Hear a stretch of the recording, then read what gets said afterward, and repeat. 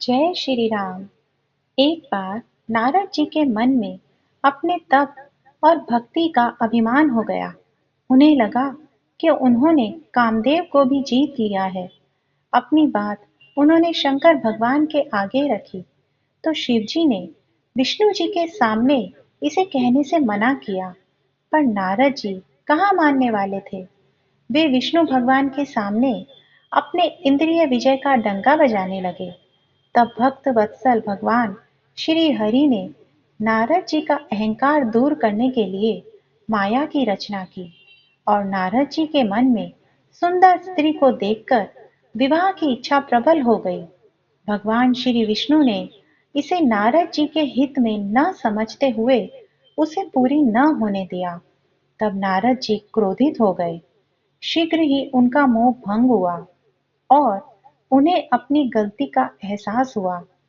इसी घटना का वर्णन करते हुए वे प्रभु श्री राम से, जो विष्णु जी के ही अवतार हैं, पूछते हैं कि किस कारण आपने मेरा विवाह नहीं होने दिया।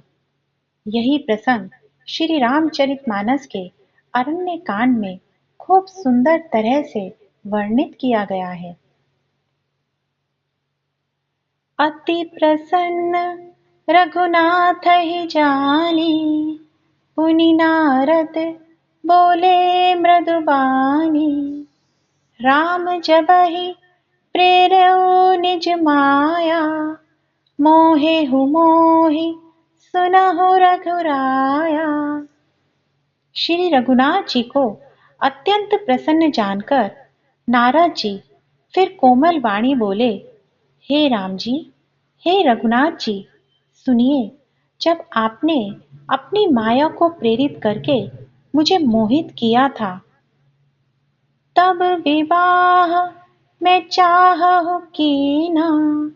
प्रभु के ही कारण करे न दीना। सुनु मुनि तोहि कहौ सहरोसा, भजहि जे मोहि तजि सकल भरोसा। तब मैं विवाह करना चाहता था। हे प्रभु, आपने मुझे किस कारण विवाह न करने दिया। प्रभु बोले, हे मुनि, सुनो, मैं तुम्हें हर्ष के साथ कहता हूँ कि जो समस्त आशा भरोसा छोड़कर केवल मुझको ही भजते हैं, करहु सदा तिनके रखवारी। जिमि बालक राखई महतारी, गहसि सुबच्छ अनल अहिधाई।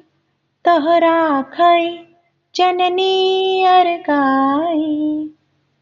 मैं सदा उनकी वैसे ही रखवाली करता हूँ जैसे माता बालक की रक्षा करती है।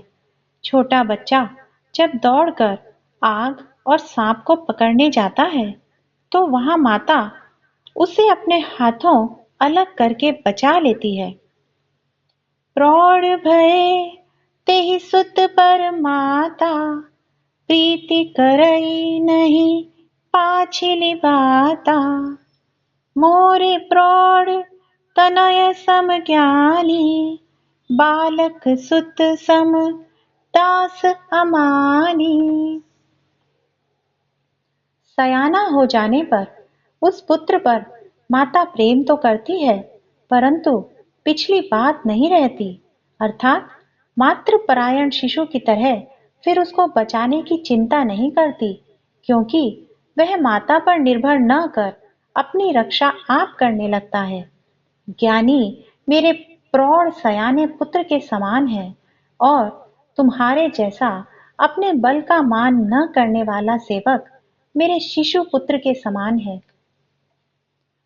जनहि मोर बल निज बल ताहि, दुह कह काम क्रोध रिपु आहि। यह विचारी पंडित मोहि भजहि, पाएहु ज्ञान भगति नहीं तजहि। मेरे सेवक को केवल मेरा ही बल रहता है और उसे, ज्ञानी को, अपना बल होता है, पर काम क्रोध रूपी शत्रु तो दोनों के लिए हैं। भक्त के शत्रुओं को मारने की जिम्मेवारी मुझ पर रहती है, क्योंकि वह मेरे परायण होकर मेरा ही बल मानता है। परंतु अपने बल को मानने वाले ज्ञानी के शत्रुओं को नाश करने की जिम्मेवारी मुझ पर नहीं है। ऐसा विचार कर पंडित जन, बुद्धिमान लोग मुझको ही भजते हैं। वे ज्ञान प्राप्त होने पर भी भक्ति को नहीं छोड़ते। काम क्रोध लोभ आदि मद प्रबल मोह के धारी, तिन मह अति दारुण दुखद माया रूपी नारी। काम, क्रोध, लोभ और मद आदि मोह की प्रबल सेना है।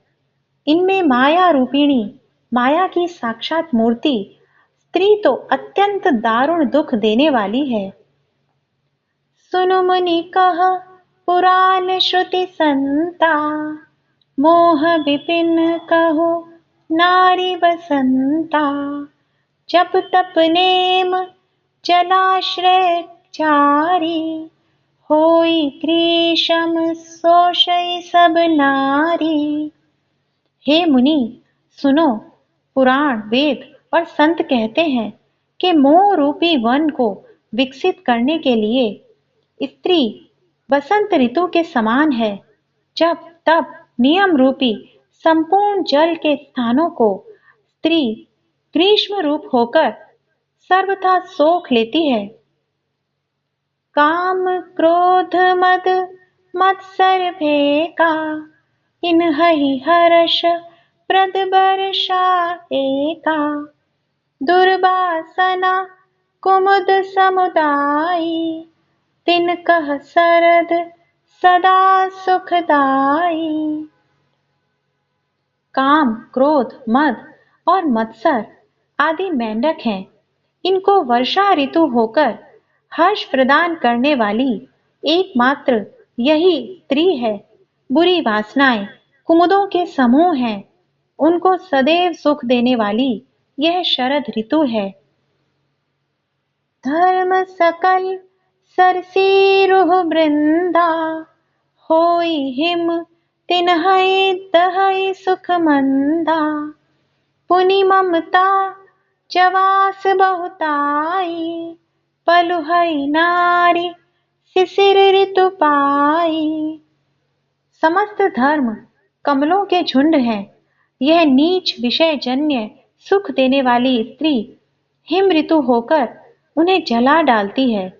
फिर ममता रूपी जवास का समूह वन स्त्री रूपी शिशिर ऋतु को पाकर हरा भरा हो जाता है। पाप उलूक निकर सुखकारी, नारी निबिड़ रजनी अंधियारी। बुद्धि बलशील सत्य सब मीना, बनसी समत्रिय कहहि प्रवीणा। पाप रूपी उल्लुओं के समूह के लिए यह स्त्री सुख देने वाली घोर अंधकारमयी रात्रि है। बुद्धि, बल, शील और सत्य ये सब मछलियां हैं और उनको फंसाकर नष्ट करने के लिए स्त्री बंसी के समान है। चतुर पुरुष ऐसा कहते हैं। अवगुण मूल सूल प्रद, प्रमदा सब दुख खानी। ताते कीन निवारण मुनि, मैं यह जिय जानी। युवती स्त्री अवगुणों की मूल, पीड़ा देने वाली और सब दुखों की खान है। इसीलिए हे मुनि, मैंने जी में ऐसा जानकर तुमको विवाह करने से रोका था।